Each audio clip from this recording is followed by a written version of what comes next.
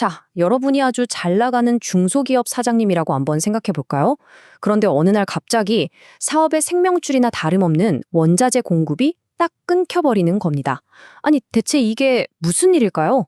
이게 그냥 상상 속의 이야기가 아니고요. 시장을 쥐고 흔드는 거인들의 은밀한 속삭임, 바로 담합에 맞서 싸워야 했던 한 기업의 실제 이야기입니다. 그리고 이건 우리 모두가 꼭 알아야 할 법에 대한 이야기이기도 하죠. 지금부터 그 치열했던 법정 드라마 속으로 한번 들어가 보겠습니다. 바로 이 절규의 주인공, 건실한 제조업체를 운영하던 A씨입니다.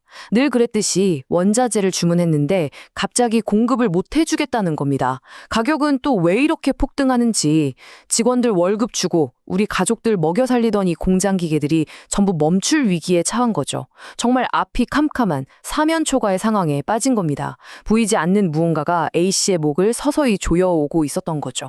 A씨를 벼랑 끝으로 몰았던 그 보이지 않는 손의 정체. 네, 바로 담합입니다. 원래 시장에서 서로 죽어라 싸워야 할 경쟁자들이 뒷뒤로는 몰래 손을 잡고 가격을 올리거나 공급량을 줄여버리는 거예요. 이건 공정한 시장 규칙을 완전히 망가뜨리는 아주 질 나쁜 반칙행위입니다. 그리고 이런 반칙의 가장 큰 희생양은 언제나 A씨처럼 힘없는 작은 기업들이 될 수밖에 없고요. 자, 그럼 원자재를 공급하던 그 거대 기업들은 A씨한테 뭐라고 했을까요? 겉으로 내세운 그럴듯한 변명과 그 가면 뒤에 숨겨져 있던 진짜 진실, 한번 비교해서 보시죠. 이야, 정말 기가 막히지 않습니까? BCE, 이 세 회사는 밖으로는 세계 경제가 너무 안 좋아서요. 저희도 어쩔 수 없이 생산을 줄여야 합니다. 이렇게 아주 그럴듯한 핑계를 댔습니다. 하지만 바로 그 시간에 자기들끼리는 고급 호텔에 모여서 어떻게 하면 시장의 물건을 덜 풀어서 더 비싸게 팔까, 이 작전 회의를 하고 있었던 겁니다. A씨의 고통은 경제 위기 때문이 아니라 바로 이들의 탐욕스러운 비밀 약속 때문이었던 거죠. 하지만 세상에 영원한 비밀은 없죠. 이 거대 기업들의 수상한 움직임은 결국 시장의 감시자, 바로 공정거래위원회의 레이더망에 딱 걸리게 됩니다. 대대적인 조사가 시작됐고 이제 이 싸움의 무대는 시장에서 법정으로 옮겨가게 됩니다. 당연히 이 거대 기업들도 가만히 있진 않았겠죠.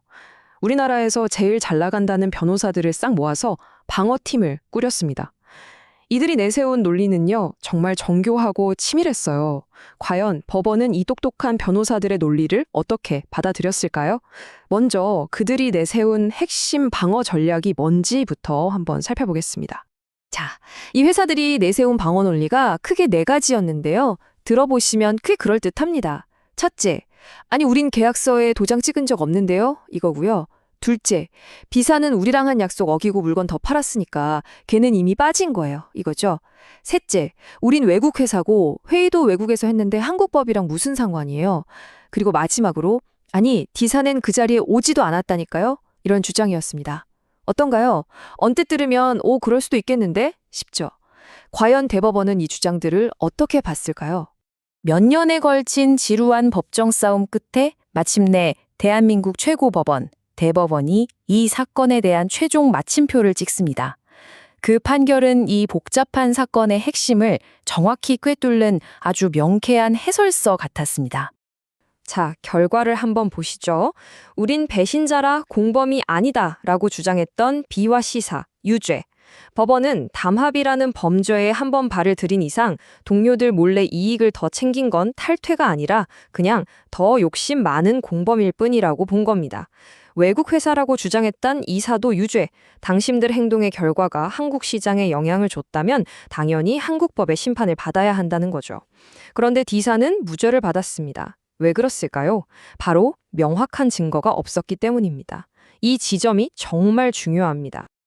자, 그럼 지금부터 이 대법원 판결이 우리에게 알려주는 아주 중요한 법률 상식들을 하나하나 쉽게 한번 펼쳐보겠습니다. 이건 그냥 딱딱한 판결문 분석이 아니고요. 우리 모두가 알아둬야 할 시장의 생존 규칙에 대한 이야기입니다. 첫 번째 원칙입니다. B사가 주장했던 우리는 약속을 어겼으니 담합에서 빠진 거다 라는 주장에 대해서 법원이 아주 기가 막힌 비유를 들어서 반박합니다. 법원의 논리가 바로 이 은행 강도 비유 하나로 그냥 끝납니다. 자, 생각해 보세요. 강도 여러 명이 은행을 철기로 작당 모의를 했어요. 근데 그중 한 명이 동료들 몰래 돈을 좀 더 챙겼다고 해서 그 사람이 갑자기 은행 강도가 아니게 되나요? 아니죠. 법원의 메시지는 아주 명확합니다. 범죄에서 진짜 발을 빼려면 나 이제 안 해 라고 모두에게 확실하게 알리고 뒤돌아서야 한다는 겁니다. 다른 공범들 뒤통수 치면서 자기 이익만 챙기는 건 유효한 탈퇴가 아니라는 거죠. 두 번째 원칙. 우린 계약서도 없고 만난 것도 외국에서 만났다고 주장했던 이사의 논리를 완벽하게 깨부순 법리의 등판입니다. 여기서 법원이 두 가지 강력한 무기를 꺼내 들거든요. 이거 진짜 중요한 포인트입니다. 꼭 계약서에 도장을 꽝 찍어야만 합의가 아니라는 거예요. 회의 자리에서 서로 눈빛만 교환하면서 우리 굳이 출혈 경쟁은 하지 맙시다 하는 공감대만 형성돼도 법원은 이걸 묵시적 합의로 보고 담합이라고 판단할 수 있다는 겁니다. 그리고 법의 팔은 우리가 생각하는 것보다 훨씬 깁니다. 당신이 지구 반대편에서 무슨 일을 했든 그 행동의 파장이 한국 시장에 미쳤다면 한국 법에 적용을 받는다는 걸 분명히 한 거죠. 바로 이 역외적용이라는 법 원칙 때문에 이사는 법망을 빠져나갈 수가 없었던 겁니다. 인터넷으로 전 세계가 하나로 묶인 이 시대에 범죄가 국경 안에만 머물 거라고 생각하면 정말 큰 오산이라는 걸 보여주는 아주 중요한 대목입니다. 그리고 마지막 세 번째 원칙입니다. D사가 왜 무죄를 받았는가에 대한 해답이죠.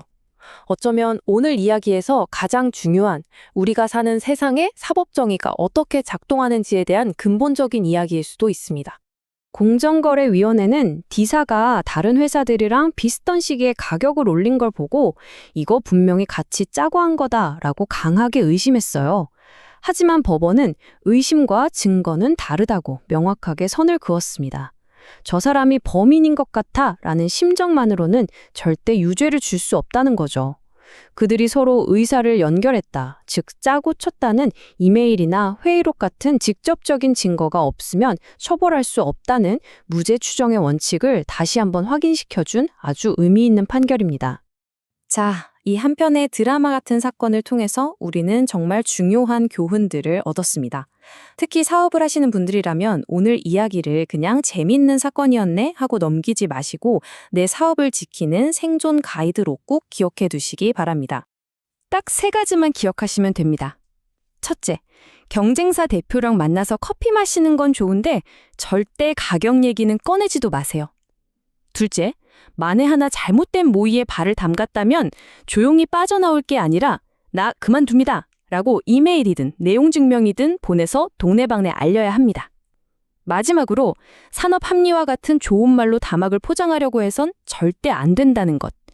이 세 가지가 여러분의 사업을 법적인 위험으로부터 지켜줄 수 있는 아주 튼튼한 방패가 될 겁니다. 사실 치열한 경쟁 속에서 좀 더 쉽고 편하게 이익을 내고 싶은 유혹은 어쩌면 인간의 본능일지도 모릅니다. 오늘 이야기는 바로 그 달콤한 유혹의 대가가 얼마나 혹독한지를 보여주죠. 그리고 동시에 거인들의 은밀한 속삭임 속에서도 법과 원칙이 어떻게 시장의 공정성을 지켜내려고 노력하는지를 보여줍니다.